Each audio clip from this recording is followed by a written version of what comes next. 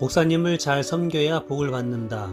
교회에서 이런 말을 종종 들었던 때가 있었습니다. 혹시 지금도 이런 말 때문에 복을 받고 싶어서 생일이나 명절 등 이런 날에 정성껏 선물을 드리는 분들이 있을까요? 하지만 이런 모습이 자칫 성경적인 가르침에서 벗어날 수 있다는 생각을 해보신 적이 있나요? 마태복음 25장 34절과 40절에 보면 이런 말씀이 있습니다. 내 아버지께 복 받을 자들이여 너희가 여기 내 형제 중에 지극히 작은 자 하나에게 한 것이 곧 내게 한 것이니라. 이 말씀을 보면 누가 진정으로 복 받을 자인지 명확히 알 수 있습니다. 바로 내 형제 중 지극히 작은 자를 섬긴 자들입니다. 그 이유는 지극히 작은 자에게 한 일이 곧 예수님께 한 일이기 때문입니다. 마태복음 25장 35절 36절을 보면 지극히 작은 자에게 섬긴 구체적인 내용이 무엇인지 알려줍니다. 내가 줄일 때에 너희가 먹을 것을 주었고 목마를 때에 마시게 하였고 나그네 되었을 때에 영접하였고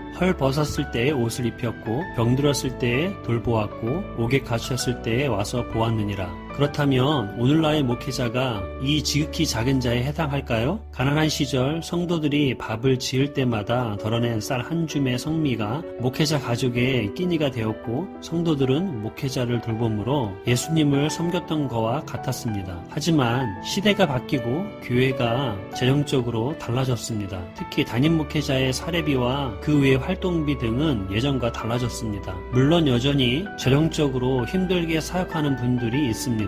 그분들은 여전히 우리의 섬김이 필요한 지극히 작은 자일 것입니다. 그런데 왜 복을 바라면서 말씀에 나오는 가난하고 돌봄이 필요한 공동체 안의 성도들 그리고 교회 밖 이웃에게는 관심이 적을까요? 그것은 첫째, 성경적인 가르침의 부족입니다. 성경에는 고아, 과부, 나그네와 같은 가난한 자와 연결된 표현들이 신구에게 걸쳐 400회가 넘게 나옵니다. 성경은 하나님의 성품과 뜻에 따라 가난한 자를 섬기라고 수없이 강조합니다. 둘째, 기복신앙에 안주하여 신앙이 성숙하지 못한 이유입니다. 야고보서 1장 27절은 진정한 경건에 대해서 이렇게 말합니다. 하나님 아버지 앞에서 정결하고 더러움이 없는 경건은 곧 고아와 과부를 그 환난 중에 돌보고 자기를 지켜 세속에 물들지 않게 하는 그것이니라.